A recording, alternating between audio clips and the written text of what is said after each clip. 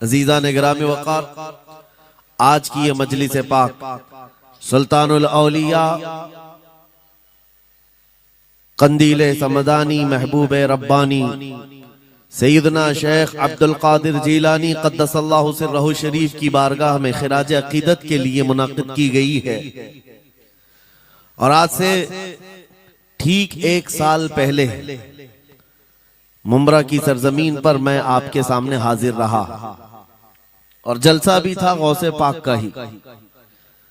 फिर साल भर के बाद बराबर यही अय्याम थे, जमीन थोड़ी बदली हुई लगती है, लेकिन मिंबर पर मौजूद उलमा भी वही तकरीबन मुझे नजर आते हैं और सामने के चेहरे भी पहचाने नजर आते हैं और जलसा भी वही है। ये बात मैं इसलिए जिक्र कर रहा हूं तवज्जो के साथ।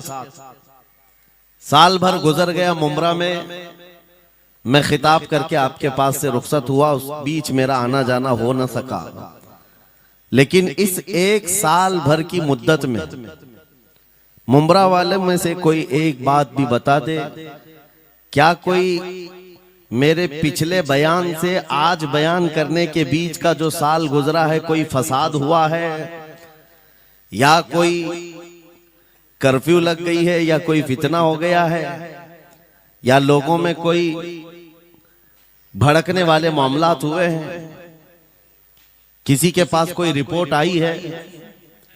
और अगर नहीं है तो मैं ये बात खास तौर पर डिपार्टमेंट वालों से कह रहा हूं, जिनको हमारा नाम ले लेकर के ही इतना डराया गया है कि जलसा होते ही उनके हाथ पैर अलग अंदाज में रखते हैं, कि उनको ऐसा लगता है कि ये मौलवी आएगा अभी भड़काएगा और मुंब्रा में पूरी आग लग जाएगी। मियां साल भर पहले की रिपोर्ट भी आपके पास है, साल भर पहले भी इसी जगह से खिताब हुआ और आज फिर खिताब करने आए। उनसे मैं कहता हूं कच्चे कान न रखें, अच्छी रिपोर्ट लिया करें, अच्छी रिपोर्ट लिया करें। हम गौसे आजम के दरबार के कुत्ते हैं, हम फितना व फसाद मचाने या आतंक और दहशत फैलाने नहीं आते। हमको जो बोलना होता है वो खुफिया सुरंगों में नहीं, खुले मैदान में बोलते हैं। हमारी कोई खुफिया मीटिंगें नहीं होती, ढकी छुपी प्लानिंग नहीं होती। गौसे पाक के दरबार के कुत्ते हैं, खुले आम बोल रहे हैं, इसलिए कि आला हज़रत अजीमुल बरकत इमाम अहले सुन्नत मुजद्दिद वक्त अपने वक्त के अबकरी आलिम दीन है। लेकिन उनका भी हाल ये था कि वो डंके की चोट पर बोलते थे और लिखते थे, और फिर अपनी निस्बत पर ये फख्र भी करते थे कि मेरी किस्मत की कसम खाएं सगाने बगदाद, बगदाद के कुत्ते मेरी किस्मत की कसम खाएंगे। आला हज़रत फरमाते हैं मेरी किस्मत की कसम खाएं सगाने बगदाद, अरे हिंद में रह के भी देता रहूं पहरा तेरा। हम हिंदुस्तान में हैं, गौसे आजम के दरबार का पहरा दे रहे हैं। लेकिन साहब किसी को तकलीफ है तो मैं उनको एक बात बता दूं, थोड़ी बहुत आवाज हमारी ऊंची होती है इसलिए कि जिस दरबान के हम कुत्ते हैं उस तरफ अगर कोई उंगली उठाएगा भौंकेंगे नहीं, फाड़ खाने की भी ताकत रखते हैं। मेरे अजीजों, कुत्ते का काम ही है, वो दरबान के दरवाजे पर होता है और वो निगरानी के लिए है। हमारी जुबानें नबी करीम सल्लल्लाहु अलैहि वसल्लम की इज्जत के लिए रखी गई, हमारी जुबानें, हमारी जिंदगियां अल्लाह के वलियों की हिमायत के लिए रखी गई हैं। और अगर उनकी हिमायत में ना बोले तो फिर क्या धोती कुर्ते वालों के लिए बोलेंगे? बात सिर्फ इतनी है कि स्टेज उधर भी लगते हैं इधर भी लगते हैं। आप चापलूसी किसी और की करते हैं और हम तारीफ किसी और की करते हैं। आप माल के पीछे भागते हैं और फिर आप मौजूदा हुकूमत जो भी मौजूद है उसके सिक्कों पर और उनके ओहदे पर और उनके मनसब पर देख करके आप बात करते हैं। लेकिन अल्हम्दुलिल्लाह हम फकीरों की आदत ये है, हम बरसों पुराने आबा व अजदाद से गौसे आजम के ही दरबान, उनके ही गुलाम हैं। इसलिए कि हमने ये सुना भी है और पढ़ा भी है हमारे यहाँ निस्बत पर फख्र किया जाता है। और कैसी निस्बत पर? अरे हमारे वक्त का मुजद्दिद जब इस बात पर फख्र करता है, या गौस तुझसे दर, दर से सग और सग से है मुझको निस्बत। ये भी नहीं कहा डायरेक्ट गौसे पाक आपसे डायरेक्ट मुझे निस्बत है, ये नहीं कहा, बल्कि या गौस आपसे आपके दरबार को निस्बत है, आपके दरवाजे से आपके कुत्ते को निस्बत है, और आपके कुत्ते से मुझ अहमद रजा को निस्बत है। तुझसे दर, दर से सग और सग से है मुझको निस्बत। मेरी गर्दन में भी है दूर का डोरा तेरा, और इस निशानी के जो सग हैं नहीं मारे जाते। क्या बेहतरीन फार्मूला दिया है, डरने वालों के लिए ही आला हजरत ने कहा है। जो खौफ खाया करते हैं, खौफ न रख रजा जरा, तू तो है अब्दे मुस्तफा।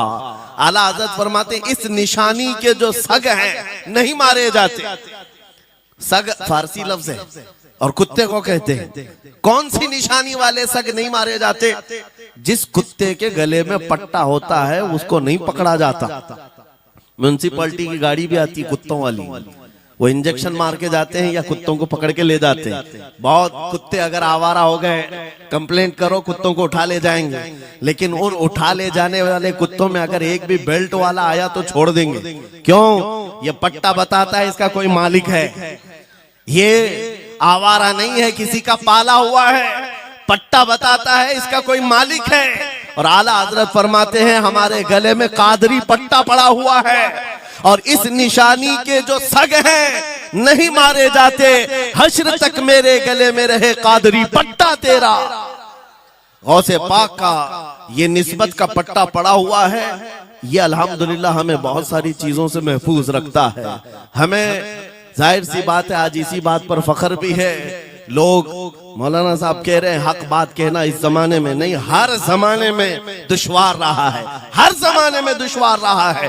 लेकिन ऐ नौजवानों, अगर तुम्हें अपनी निस्बत पर यकीन है कि मेरा पीर गौसे आजम जैसा है, मेरी निस्बत मुस्तफा करीम सल्लल्लाहु अलैहि वसल्लम से है, तो फिर खौफ किस बात का, डर किस बात का? इसीलिए हम डंके की चोट पर बोलते हैं, क्यों दबे जिस पे हिमायत का हो पंजा तेरा, शेर को खतरे में लाता नहीं कुत्ता तेरा। अजीजा ने ग्रामी वकार, आज सुल्तानुल औलिया गौसुल आजम की बारगाह में हम खिराज अकीदत पेश करने आए। जो बातें मैं अर्ज कर रहा हूं वो गौर से सुने। करामात ये औलिया इकराम की जिंदगी का हिस्सा है, अल्लाह की तरफ से उन्हें दिया गया। करामत क्या है? ऐसा मुहय्यरुल अक़ूल काम, अक्ल को हैरत में डाल देने वाला काम जो आम इंसान नहीं कर सकता, आम इंसान की अकल में ना आए। अल्लाह के वली से सादिर होने वाला ऐसा कोई काम, उसको करामत कहते हैं। लेकिन करामत औलिया इकराम की विलायत को साबित करने के लिए जरूरी नहीं। औलिया इकराम की विलायत को साबित करने के लिए करामत नहीं दिखाई जाती, शरीयत पर इस्तिकामत ये विलायत की अलामत है। अगर वो मजबूती के साथ हर जमाने में अपने दीन पर जमा हुआ है, वो अल्लाह का वली है, वो अल्लाह का वली है। आज भी हमारी कौम औलिया को ढूंढने पर लगी हुई है। सुनो, अल्लाह का वली ढूंढना चाहते हो तो ढूंढने के लिए निकलते हैं और पीछे पड़ जाते हैं। देखते हैं ये ठोकर मार करके सोने का सिक्का निकाल सकता है कि नहीं निकाल सकता है। औलिया को इन्हीं बातों पर आज भी लोग परखते हैं। सोचते हैं कि अभी बाबा आसमान पर उड़ेंगे तो मैं समझ लूंगा अल्लाह के वली हैं, पानी पे चल के दिखाएंगे तो मैं समझ लूंगा अल्लाह के वली हैं। मैं यहीं बैठा हूँ, अचानक मेरे पास पैसों का थैला खोल के दे दें, अल्लाह के वली होंगे। यानी तुम एक जगह बैठे रहो, हलवा खिलाने वाले बाबा जिसको तुम समझोगे अल्लाह का वली है।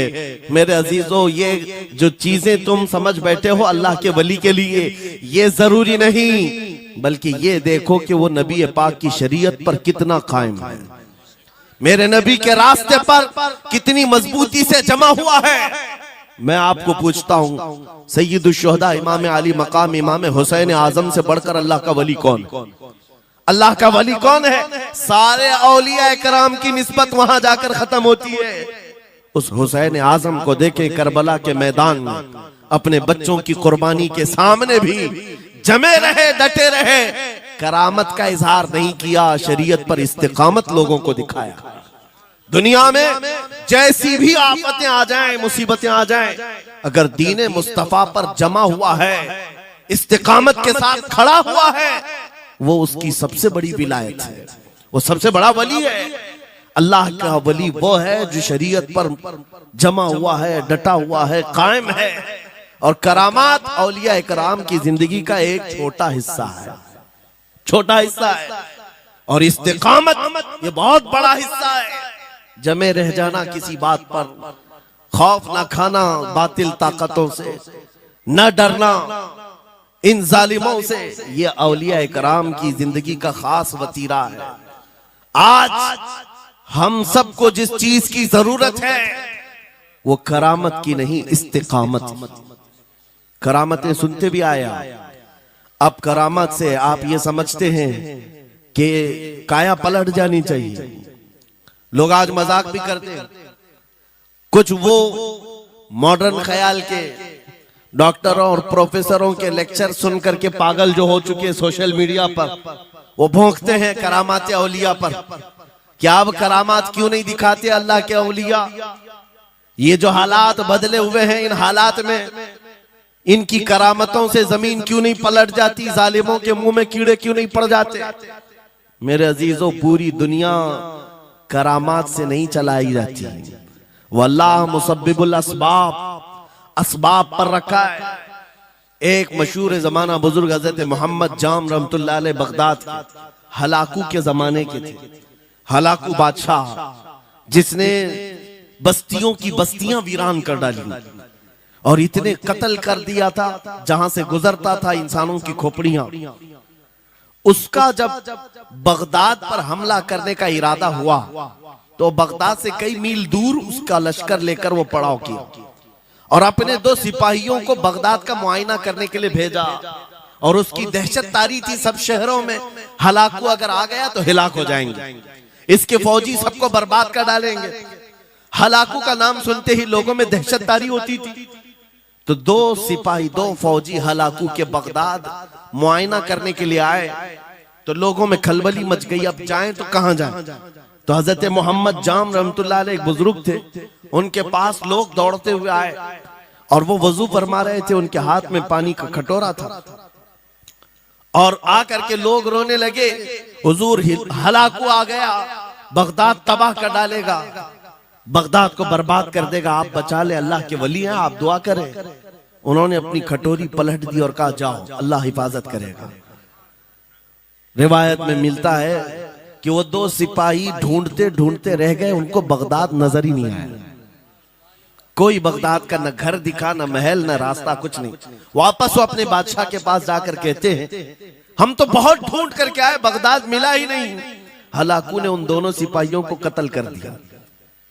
कहा कि तुम झूठ बोलते हो, मुझे बगदाद की रोशनी यहां से दिखती है और तुम्हें कैसे नजर नहीं आया? या तो तुम निकम्मे हो या तो फिर मेरे साथ धोखा कर रहे हो। कत्ल कर दिया। दूसरे दिन अपने खास 2 वजीरों को भेजा कि जाओ बगदाद का मुआयना करके आओ, गलियां, वहां की सड़कें और वहां के महल्लात, वहां की इमारतें देख आओ। ये 2 वजीर गए और ढूंढते रहे। जैसे ही वो बगदाद में इंटर हुए, आज फिर लोग हलाकू के इन वजीरों को देखकर दौड़े दौड़े भागते हुए इस अल्लाह के वली के पास आया, हज़रत मोहम्मद जाम। आज फिर रोने लगे, कहा हमारी बीवियां बेवा हो जाएंगी, हमारे बच्चे यतीम हो जाएंगे, सब मारे जाएंगे, आप बचा लें। आज फिर से उन्होंने कटोरी पलट दी, कहा जाओ, अल्लाह हिफाजत फरमाएगा। अल्लाह वालों का ये तसर्रुफ है, ये करामात है। वो चाहे तो पूरे लोगों को पोशीदा कर दे जालिमों की नजर से। दूसरे दिन वो वजीर भी ढूंढते रह गए, उनको भी बगदाद नजर नहीं आया।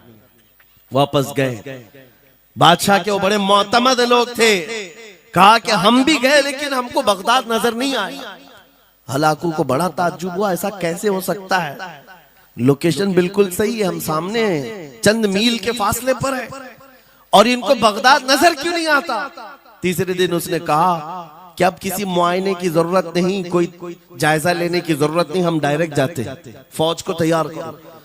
पूरी फौज को लेकर के जब तैयार होकर वो बगदाद के सरहद पर आकर खड़ा हो गया, उसके जंग का बिगल बजा और तबाही के आवाजें आने लगी। तो आज लोग फिर दौड़ते हुए हजरत मोहम्मद जाम के पास आए और उनसे रो रो कर गिड़गिड़ाने लगे, कहा आज तो आफत आ गई, बड़ी बला आ गई। तवज्जो से सुनना मेरे अजीजों, आज आप अगर ना बचाएं तो सब तबाह हो जाएंगे, बर्बाद हो जाएंगे।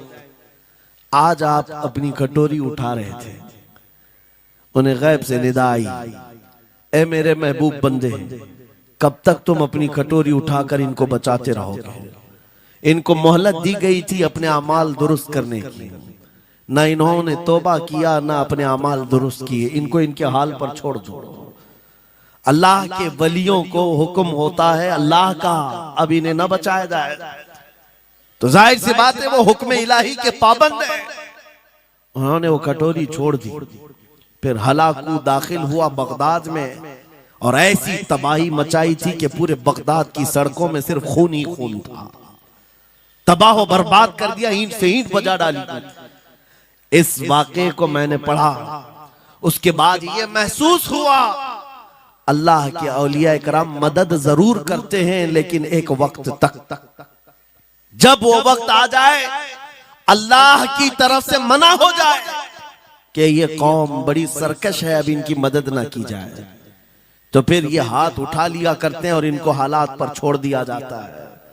अजीज़ान गिरामी वक़ार, औलिया कामिलीन की करामतों पर भौंकने वालों से भी मैं यही कहूंगा, वो चाहे तो पल भर में हालात हमारे बदल दें, चाहे तो जमीन को उलट पलट दें, लेकिन वो अल्लाह के हुक्म के पाबंद होते हैं। और लोगों के लिए ये बात है, नसीहत है कि जब ऐसे हालात आ जाएं, आप इधर उधर भागने की बजाय पहले अपने दिल की तरफ देखें, कहीं मेरे गुनाहों से दिल के धब्बे बढ़ तो नहीं गए, मेरा दिल सियाह तो नहीं हो गया। सच बताओ मेरे अजीजों, इतने सख्त हालात के बाद कितने लोगों को ऐसी तौफीक हुई कि रात का अंधेरा छा गया हो और तौबा करने का जज्बा बढ़ गया हो, रात के वक्त बैठ करके रोने लग गया हो। फिलिस्तीन के गज्जा के उन मुसलमानों की हालत सार को देखकर रूह अगर तड़पती है और तुम अपने अमाल की सेहत और दुरुस्तगी के लिए तौबा कर ले जाते हो, ये बहुत बड़ी नेमत है अल्लाह की। फिर तुम्हें किसी करामत के ज़ुहूर की जरूरत नहीं, तुम्हारा बदलना ही दुनिया के हालात को बदल देगा, सब बदल जाएगा। लेकिन अगर उन्हीं हालात पर बाकी रहे तो फिर करामत से भी तुम नहीं बदलोगे और ना हालात बदलेंगे, कोई चीज नहीं बदलेगी। इन्नल्लाह ला युगय्यिरु मा बिकौमिन हत्ता युगय्यिरु मा बिअनफुसिहिम। कुरान में मेरा मौला फरमाता है, बेशक अल्लाह ताला उस वक्त तक किसी कौम की हालत नहीं बदलता जब तक उस कौम को खुद अपनी हालत बदलने का ख्याल ना हो। हम अपनी जानिब से शुरुआत करें और फिर हालात खुद बदल जाएंगे, हालात खुद बदल जाएंगे। सरकार सैयदना गौस आजम अब्दुल कादिर जीलानी रदी अल्लाह तआला अन्हु जिस हाल में बगदाद तशरीफ लाए थे, उस जमाने को याद करें, उस जमाने को याद करें। वो ऐसा जमाना था कि उस वक्त हक बोलना एक जुर्म हो गया था। शिया नवाज खलीफा मौजूद थे, हजरत अबू बकर, हजरत उमर का नाम लेने पर भी मस्जिद के दरवाजे पर कोड़े मारे जाते थे। ये वो हालात थे, उलमा की जुबानें गंग थी, बोल नहीं पाते थे, खुतबा क्या देना है वो बिल्कुल स्क्रिप्टेड, जो खलीफा वक्त चाहे बस उतना ही। आज जैसे सऊदियों के यहाँ ये रिवाज है, बादशाह की हिमायत में और बादशाह जैसा चाहे वैसी मस्जिद का मौलवी भी बोलता रहे। शरीयत क्या कह रही है, मेरे मुस्तफा करीम सल्लल्लाहु ताला अलैहि वसल्लम की तालीमात क्या कह रही हैं, इससे क्या सरोकार, बस उतनी बातें करो जितनी उनके बादशाह की हिमायत की। ये दौर गौसे आजम के जमाने का भी था। उस वक्त हक बोलना एक बहुत बड़ा जुर्म था, उलमा को कोड़े मारे जाते थे। आपको पता है उसी बगदाद में सिर्फ एक हक बात का ऐलान करने की वजह से इमाम अहमद बिन हंबल को 300 कोड़े मारे गए थे। उनकी पीठ झुक गई थी, उनकी रीढ़ की हड्डी टेढ़ी हो गई थी। कोड़ा किसको कहते हैं, कोई रस्सी को नहीं, चमड़े का वो बेल्ट जिससे वो मारते थे तो जिस्म की चमड़ी लग करके आ जाती थी। 100 कोड़े में तो आदमी मर जाता था, कोई बच गया बच गया। 300 कोड़े खाए उस इमाम की बात कर रहा हूं जिसको मेरे नबी की 5 लाख हदीसें याद थी। वो इमाम अहमद बिन हंबल, इतने बड़े इमामुल हदीस, कोड़े खाते थे तो किस बात पर? सिर्फ हक बात का ऐलान बरसरे पैकार करते थे, सबके सामने करते थे। उन्होंने कोई बादशाह की रियायत नहीं की, उन्होंने ये नहीं देखा कि ये क्या चाहते हैं, बल्कि हमेशा ये देखा कि मेरे नबी की शरीयत क्या चाहती है। मेरे अजीजों, यही बड़ी करामत है। गौसे आजम की बड़ी करामतों में से करामत ये है, उस जमाने में आप बगदाद तशरीफ लाए जब हालात ऐसे थे कि हक बोलना दुश्वार था, और आप जब मस्जिद के मिंबर पर खड़े होकर ऐलान करने लग गए, हैबत ऐसी तारी थी कि कोई आपको रोक ना सका, और आपके ये हक्कानियत की तबलीग फैलती गई। शुरू में 10 लोग, फिर 20 लोग, फिर 100-200, फिर 1000-2000। गौसे आजम ने चंद महीनों में जो खुतबात दिए, आपके खुतबात का आलम यह था कि फिर 70,000 का मजमा बराबर सुनने के लिए आया करता।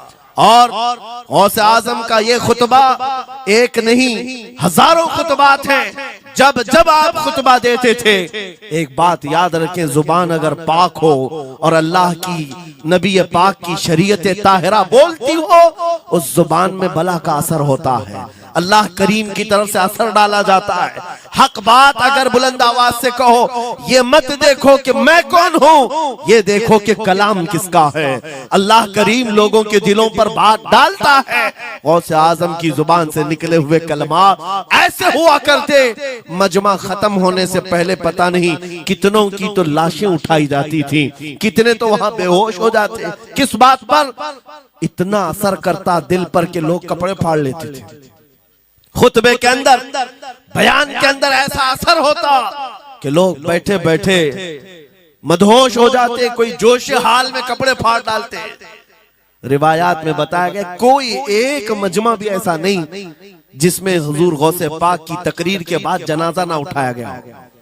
हर खिताबत के बाद, और बोलते क्या थे, हैरत की बात है मेरे अजीजों। आज बाज लोग ये कहते हैं हम भी बहुत सारी चीजें बयान कर रहे हैं, मैं अपने लिए भी नसीहत और सारे उलमा के लिए भी कहता हूं। लोगों के पल्ले नहीं पड़ती, लोगों के कानों में नहीं जाती। ये जुमा में आते हैं, सोते रहते हैं, जब इमाम खड़ा होता है नमाज के लिए तो ये झटका लेकर के खड़े होते हैं, बयान यूं ही चला जाता है। मेरे अजीजों, 2 चीजों की पाबंदी जरूरी है। मैंने पढ़ा था इमाम अहमद बिन हंबल नहीं, हजरत सुफियान सौरी रदी अल्लाह ताला, हजरत सुफियान सौरी नसीहत कर रहे थे, और जब वो नसीहत करते तो लोग रो पड़ते थे, आखिरत को याद करते, कब्र की होलनाकियों का तज़किरा करते तो लोग रोने लगते थे। एक बंदा था, वो मजलिस में आया करता और खामोश बैठता, और उस पर कुछ भी असर नहीं। एक दिन उसने पकड़ करके पूछा हजरत सुफियान से, आप जब बयान करते तो लोग धाड़े मार मार कर रोते हैं, मुझे तो कुछ नहीं होता, मैं तो ऐसे ही बैठा रहता हूं। आपने क्या फरमाया? आपने ये नहीं फरमाया कि तू बदतमीज है, तू बदमाश है, तू बदअमल है। फरमाया 2 में से एक खराबी हो सकती है, या मेरा दिल खराब होगा या तेरा दिल खराब होगा, इसलिए कि मैं बात रसूलुल्लाह की कर रहा हूं, इसमें असर तो होगा ही। 2 में से कोई एक खराब होगा, ये नहीं फरमाया कि तू ही खराब। यहां पर हमारे लिए नसीहत है, बोलने वाली जुबान पाक हो और लुकमा हलाल का जाता हो, अल्लाह असर जरूर पैदा फरमाता है। सरकार गौसे पाक रदी अल्लाह ताला अन्हु मिंबर पर खड़े होकर बयान कर रहे हैं। क्या बयान कर रहे हैं? सुने। एक दिन आप हजरत अब्दुल जब्बार को बैठाए, अपने बेटे को, वो बयान करते रहे, उसके बाद उतर कर क्या कहा, अब्बा जान आप जो बयान करते हैं उसमें जो रिक्कत तारी होती है वो मेरे बयान में नहीं होती, आप बयान करें। गौसे पाक मिंबर पर खड़े हो गए, और सुनो 70,000 का मजमा है। गौसे पाक की तकरीर क्या है?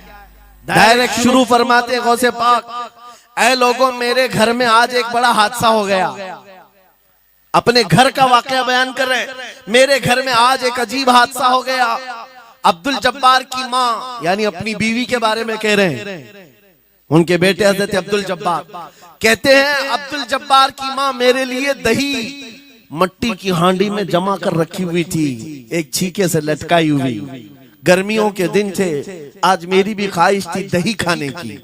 मैं घर पहुंचा दोपहर के वक्त, दही की हांडी मेरी बीवी ने उठा करके दस्तरखान पर रखा था। मेरे पहुंचने से पहले ही एक बिल्ला आया घर में और पांव से झपटा मारा, वो दही का मटका गिर गया, टूट गया और दही पूरा जमीन पर बह गया।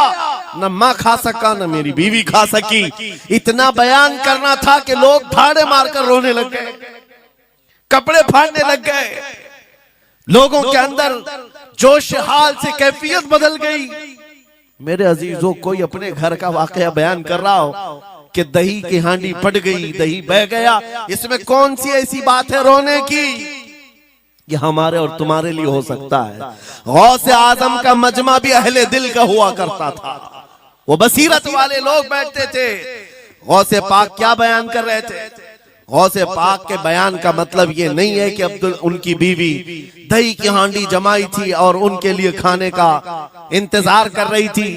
गौसे आजम अपने वाकये से दुनिया की हालत बता रहे थे, ऐ लोगों, जिस तरह मेरे घर में आज मेरे खाने से पहले दही का मटका टूट गया और दही बह गया, सबकी हालतें तकरीबन ऐसी होती हैं। इंसान अपने लिए इतना कमाता है, माल जमा करता रहता है, और जब उसके खाने का वक्त आता है, मलकुल मौत पंजा मारकर रूह निकाल लेता है और सारा माल उसका धरा का धरा रह जाता है, ना वो चख पाता है ना खा पाता है। गौसे पाक रज़ी अल्लाह ताला अन्हु ये दुनिया की हालात बता रहे थे। और मेरे अजीजों, आज भी वही हालात हैं हमारे, आज भी वही हालात हैं। हमने कमाने के लिए अपनी सेहत गंवा दी, रात नहीं देखा, दिन नहीं देखा, दौड़ते रहे माल हासिल करने के लिए। इतना जमा कर लूं, इतना जमा कर लूं, इतना जमा कर लिया, जब तक तो सेहत बिगड़ गई, शुगर भी आ गई, बीपी भी आ गई और ऐसी बीमारियां लग गई कि अब इनको ठीक करने के लिए जितना जमा किया था खर्चा करते रहो। शेख सादी रहमतुल्लाह अलैह फरमाते हैं, ये दो कामों में तो इंसान की पूरी जिंदगी खत्म होती है। पहले कमाने के लिए सेहत गंवाता है और फिर सेहत बचाने के लिए माल गंवाता है। ये दो चीजों में गौसे पाक रज़ी अल्लाह ताला अन्हु की नसीहत यही थी कि इतना जमा कर ले जाते हो, इतना जमा करते हो कि फिर जब खाने का वक्त आता है तो मियाँ ऐसे हालात होते हैं कि नमक भी नहीं खा पाते, शक्कर भी नहीं खा पाते। दूसरी बातें तो छोड़ो, शुगर वाले शक्कर नहीं चख पाते, बीपी वाले नमक नहीं चख पाते। अरे ये बड़ी छोटी चीजें हैं और माल देखो तो करोड़ों का है, अरबों का है, अरबों का माल पड़ा हुआ है, नमक नहीं चख पाते, शक्कर नहीं खा पाते। किसके लिए जमा किया था? और थोड़ी और बड़ी बीमारी हो गई तो पानी भी नहीं पी पाते, डायलिसिस चल रहा है, किडनी खराब है। कितने ऐसे लोग मिलते हैं आज, कितने ऐसे हैं जिन्होंने साफ मुझसे कहा कि डॉक्टर ने पूरा गिन करके कहा है कि पूरे दिन भर में जो है एक ढक्कन से पानी पीना, बोतल का जो ढक्कन होता है उस ढक्कन से बस बूंद बूंद चखते रहना, पानी ही ना पियो, इसलिए कि किडनी काम नहीं करती। ये दुनिया है मेरे अजीजों। हमने अपनी सेहत गंवा दी, पूरी की पूरी सेहत गंवा दी इसको हासिल करने के लिए। इसी को मेरे इमाम अहले सुन्नत फाजिल बरेलवी ने कहा था, शहद दिखाए जहर पिलाए, कातिल डायन शोहर कुछ, इस मुर्दार पे क्या ललचाए, दुनिया देखी भाली। लेकिन समझ में किसी को नहीं आता, उस वक्त समझ में आने लगता है जब जाने का वक्त होता है।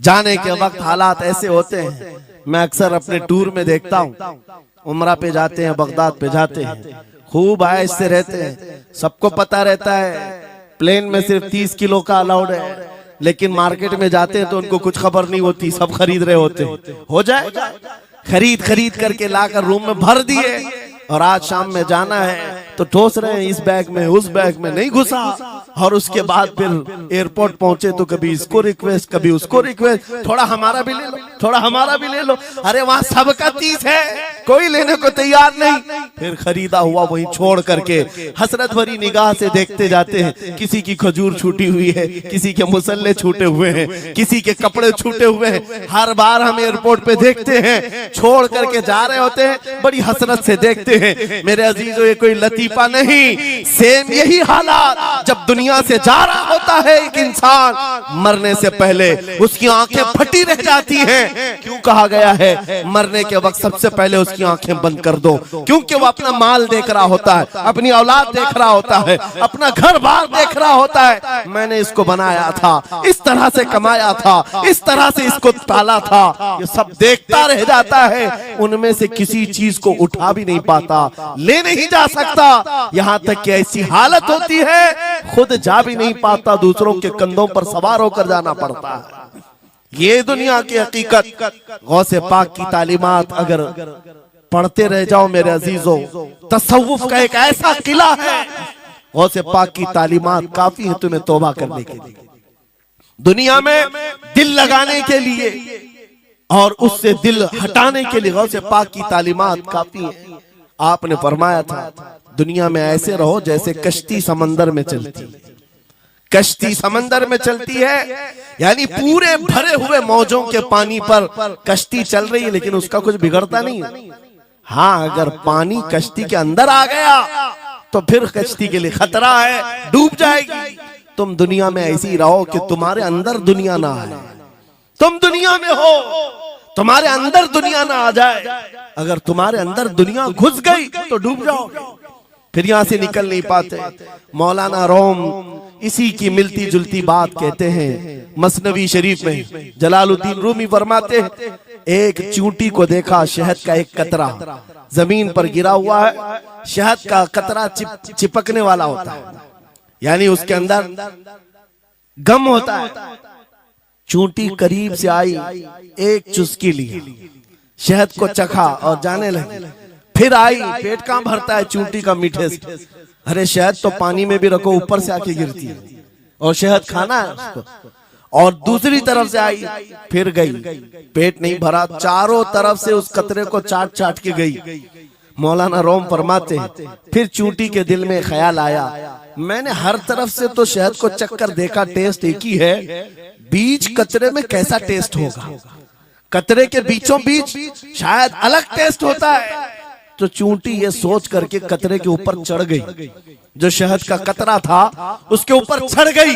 कहा ऊपर चढ़ करके मैं चुस्की लूंगी इसकी और चखूंगी। और जब चढ़ गई तो उसके सारे पैर हाथ उस पे चिपक गए।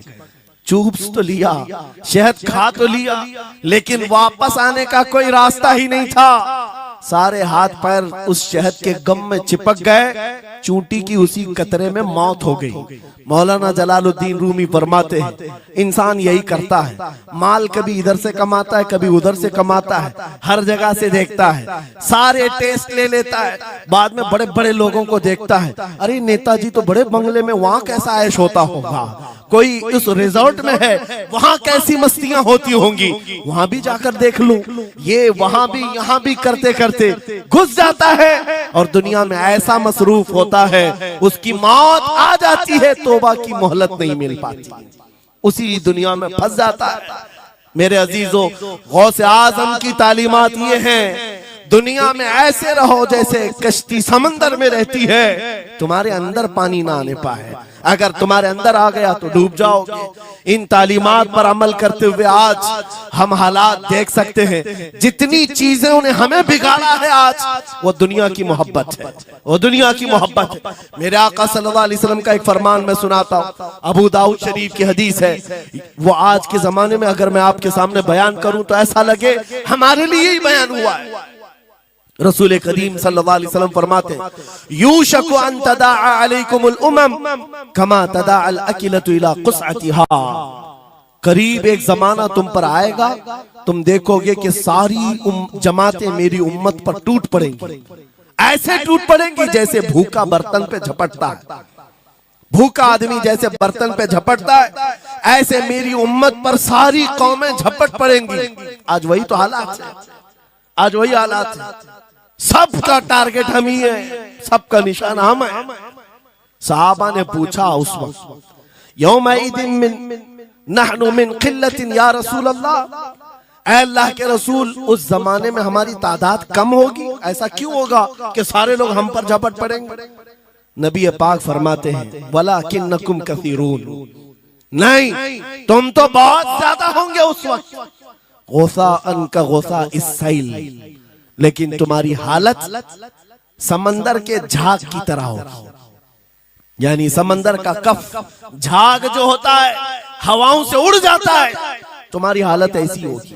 तादाद तो बहुत होगी, लेकिन छोटी छोटी चीजों से बिलबिला करके भागने वाले लोग, ये प्यूरिटी नहीं रह जाएगी। फिर सहाबा ने पूछा, या रसूल अल्लाह सल्लल्लाहु अलैहि वसल्लम, ये ऐसी चीज हमारे अंदर क्यों आएगी? मेरे आका फरमाते हैं, वजह दो ही होगी, दो चीजें जब तुम्हारे दिल के अंदर आ जाए तो अल्लाह ताला तुम्हारे दिलों से, तुम्हारे दिलों के ऊपर काफिरों का, दुश्मनों का रौब डाल देगा। तुम डरते डरते जीने लग जाओगे, खौफ के आलम में जीने लग जाओगे। वो दो चीजें क्या है? मेरे आका फरमाते हैं, हुब्बुद दुनिया व कराहियतुल मौत, दुनिया से बेइंतहा मोहब्बत करने लगोगे और मौत से भागने लगोगे। मौत से तुम्हें नफरत हो जाएगी, डरने लग जाओगे। ये दो चीजें जब तुम्हारे अंदर आ जाए, तुम्हारे दिलों पर काफिरों का रौब डाल दिया जाएगा, दुश्मनों का खौफ डाल दिया जाएगा। क्या ये दो चीजें आज हमारे अंदर आ गई है? नौजवान दुनिया में ऐसे मस्त हो गए, हर एक को अपनी मसलहत है। मेरी दुकान कैसे चलेगी, मेरा बिजनेस कैसे चलेगा। मौलाना तो तकरीर करते हैं, ये बोलते हैं इनको कुछ हो गया, हमारे बच्चों का क्या होगा। ये सारी मसलहतों की बातें मैं सुन सुन करके पक गया हूं। बहुत सारे लोगों को तो ये लगता है इनके साथ मत बैठो, वरना कल को इन पकड़ के ले जाएंगे तो तुम्हारा भी नाम आ जाएगा। बहुत सारे स्टेज पर उलमा के हालात पर अभी तो चल रहा है, जिस दिन कोई टारगेट पर आए इधर उधर बैठने से भी डरने लगे। इनके ऊपर इतने केस हैं, बाजू बैठने वालों की भी हालत खराब हो जाएगी, हमारा भी नाम ना आ जाए। मेरे अजीजों, ये सब गीदड़ भपकियां हैं, तुम्हारे ईमान का इम्तिहान। मैं तो यही कहता हूं, हमारे साथ कोई मामला नहीं। वही बात मैं कहता हूं जो अकबर इलाहाबादी ने कहा था, रकीबों ने रिपोर्ट लिखवाई है जा जा के थाने में कि अकबर नाम लेता है खुदा का इस जमाने में। यही रिपोर्ट लिखवाते हैं जा जा करके। हमारी भी जहां रिपोर्ट लिखी हुई होगी, बात यही होगी कि ये रसूलुल्लाह का नाम लेता है और उनके नाम पर लोगों को बात करता है, यही रिपोर्ट होगी। और इस बारे में हम कभी डरते नहीं। मैं आपको बताऊं, उत्तर प्रदेश में वहां के हालात तो पता है, बिल्डोजर की हुकूमत चलती है। लेकिन मेरे अजीजों, एक मौलाना साहब ने कहा, आपके साथ जलसे में बैठकर मैं लब्बैक लब्बैक के नारे लगा रहा था, दूसरे दिन मुझे थाने बुला लिया और फिर मुझे बहुत ज्यादा मामलात हो गए। कहा कि मौलाना तुम ही नारे लगा रहे थे। आप लोग ना डरे इंशाअल्लाह। यहां पर तो उन्होंने मुझसे कहा, मैं कहा क्या हुआ? फिर कुछ हुआ? कहा मुझसे कह रहे थे केस हो जाएगा, हालात बिगड़ जाएंगे, खराब हो जाएंगे। मैंने कहा फख्र करो मौलाना इस बात पर, दुनिया चोरी करके थाने जाती है और तुम नबी का नाम लेकर जा रहे हो। कौन सा मसला है? बात सिर्फ इतनी है मेरे अजीजों, हम बोलते रहेंगे उस वक्त तक जब तक अल्लाह तबारक व तआला ने जुबान रखी है। नबी पाक की अजमत और नबी पाक की शरीयत और औलियाए उम्मत की मिदहत बयान करना जुर्म है। यह जुर्म हम 1000 बार करें, अगर ये जुर्म है 1000 बार करें, बल्कि हम दार पर भी, फांसी के फंदे पर भी ये जुर्म करेंगे, क्योंकि हमारे असलाफ ने हमें ये बताया है, जो जान मांगो तो जान दे दें, जो माल मांगो तो माल दे दें, मगर ये हमसे कभी ना होगा नबी का जाहो जलाल दे दे।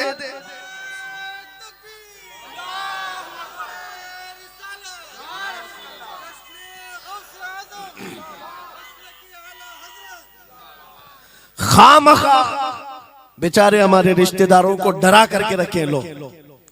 पुलिस वाले हजरात को कुछ लोग रिपोर्ट लिखवा लिखवा कर डरा करके रखे हुए। मैं आपको बता रहा हूं, एक साल में तकरीबन 170 के करीब जलसे करके आए। किसी एक जगह की भी रिपोर्ट निकाल करके बताओ कि हमने कहीं फसाद करवाया, हमने कहीं पर लोगों में माहौल बिगाड़ा हो, या पब्लिक भड़क करके एक दूसरे के जंग करने पर आई हो, कहीं नहीं।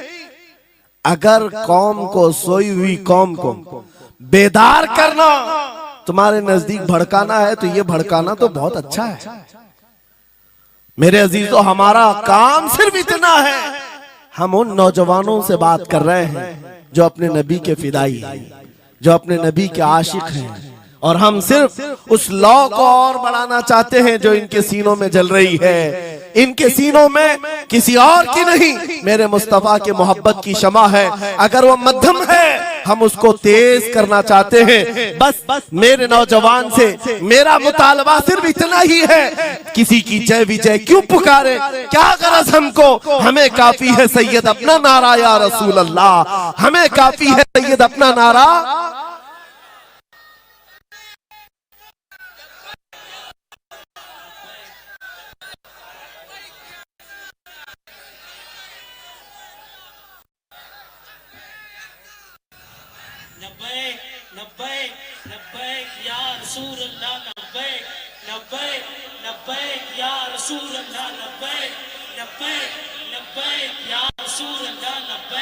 तवज्जो, मुझे बताओ, मैं तो दूसरे वाकयात बयान कर रहा हूं। यहाँ आपके यहाँ करंट सिचुएशन, यहाँ लोग बैठे हुए भी हैं, रिपोर्टर भी होंगे, और हजरात को देख रहे होंगे। मुझे मैंने अभी बयान में कौन सा भड़काया, ये जो कह रहे हैं अपने नबी को पुकार रहे हैं। मेरे अजीजों, तुम्हारे इन नारों से असल बात ये है, दुनिया को ये लगने लगा है ये जिसके गुलाम हैं उसके पूरे होने लग गए, तो फिर अच्छे अच्छों की कुर्सियां हिलने लग सकती हैं। इसलिए कि इस कौम की तारीख सबको पता है, ये वो कौम है, टल न सकते थे जंग में, अगर अड़ जाते थे पांव शेरों के भी मैदान से उखड़ जाते थे, हक से सरकश हुआ कोई तो बिगड़ जाते थे, अरे तेग क्या चीज, हम तोप से भी लड़ जाते थे। यह हमारी तारीख है, दुनिया को पता है, दश्तो दश्त है, दरिया भी न छोड़े हमने, बहरे जुल्मात में दौड़ा दिए घोड़े हमने। इकबाल ने कहा है, थमता न था किसी से सैले रवा हमारा, कुछ बात तो है कि मिटती नहीं हस्ती हमारी, सदियों रहा है दुश्मन दौरे जमा हमारा, बातिल से डरने वाले आसमां नहीं है हम, 100 बार कर चुका है तू इम्तिहान हमारा। इसी बात को लेकर के बोर के बिगाड़ करके पैदा किया जाता है। हालात खराब हो जाएंगे आपके बयान का, हालात खराब नहीं होंगे। ईमान अगर मजबूत हो जाता है तो हालात खराब कभी नहीं होते, हालात खराब नहीं होते। आज ऐ सुन्नी मुसलमानों, गौसे पाक रज़ी अल्लाह ताला अन्हु की निस्बत अगर कामिल है, ये बात सुन लो, वक्त खत्म होने को आ गया, मैं अपने वक्त पर समेट लूंगा। आप मिंबर पर खुतबा दे रहे हैं, उलमा भी तवज्जो करेंगे, क्योंकि ये भी मिंबर पर खुतबा देने के लिए खड़े होते हैं, और जुमा में मस्जिद पर माइक लेकर के बयान करते हैं, आधा घंटा पौना घंटा।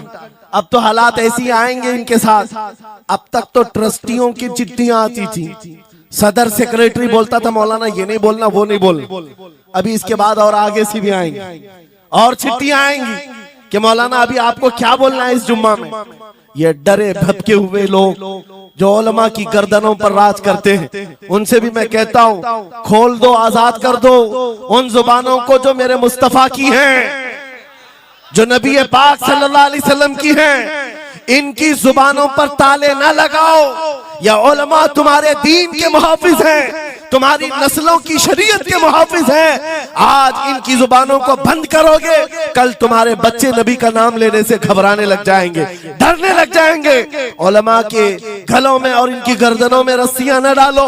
ये तो उन जालिम ट्रस्टियों से कहता हूँ, बाकी उलमा से कहता हूँ, अगर हालात ऐसे आ गए ठोकर मार दो इनकी नौकरियों को। एक दरवाजा अगर ये बंद करते हैं, मेरा मौला 70 दरवाजे और खोलेगा।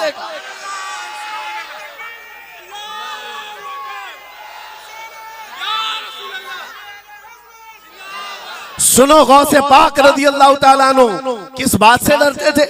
गौसे पाक का खुतबा बयान करने वाले मौलवी हजरात, उलमा सुने, गौसे पाक किससे डरते थे? उनको डराने वाला कोई ट्रस्टी था, कोई हाकिम था, बल्कि हालात ऐसे थे।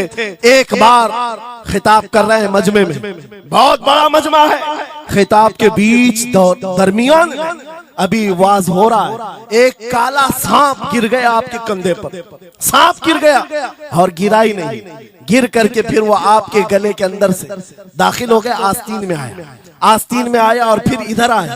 वो लौट लौट करता रहा। लोग जो मजमे में बैठे थे उन पर हैबत तारी थी, वहशत तारी थी, कोई जगह छोड़कर इधर उधर हो रहा है, लेकिन गौसे पाक का कदम डगमगाया नहीं, ना जिस्म के अंदर कोई हरकत हुई। आपका बयान कंटिन्यू जारी रहा, उसी तरह जारी रहा। वो सांप कभी आपके सामने आया, कभी इधर आया और घूम फिर करके वापस चला गया। बयान आपका मुकम्मल हुआ। लोग खड़े हुए पूछते रहे, या सुल्तान अल औलिया सय्यदी शेख अब्दुल कादिर जिलानी, आपके साथ ये जो माजरा हुआ, ये सांप इतना खतरनाक था, देख करके हैबत तारी थी और आप अपना बयान कंटिन्यू जारी रखे हुए थे, ये क्या माजरा है? गौसे पाक फरमाते हैं, वो सांप तो मुझसे कह रहा था, ऐ अब्दुल कादिर, तुझसे पहले 70 औलिया को भी मैंने ऐसे ही आजमाया है, 70 उलमा को मैंने ऐसे ही आजमाया है और आजमा कर चला गया। गौसे पाक क्या फरमाते सुनो, ऐ लोगों, तुम मुझसे पूछ रहे उससे डरता था या नहीं डरता था? बात सिर्फ इतनी है, मैं उस कादिर का बंदा अब्दुल कादिर हूं, उस कादिर का बंदा अब्दुल कादिर हूं। मेरे उसकी कुदरत पर ऐसा यकीन है, अगर मौला ने मेरी मौत लिखी है तो ये काले सांप से क्या, चूंटी से भी हो सकती है, और अगर मौत नहीं लिखी, इस तरह के 1000 सांप मेरे गले में आए, मेरी मौत नहीं आ सकती। मेरा उसकी कुदरत पर यकीन कामिल है, इसलिए मैं उसका बयान कंटिन्यू रखा, जारी रखा।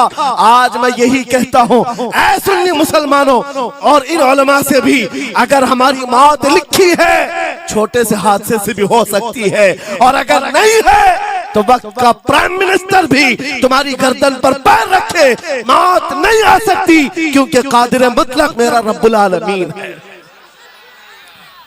वक्त का बादशाह भी तुम्हारी गर्दन पर तलवार रखे, नहीं आ सकती। आपको पता है चंगेज की तारीख?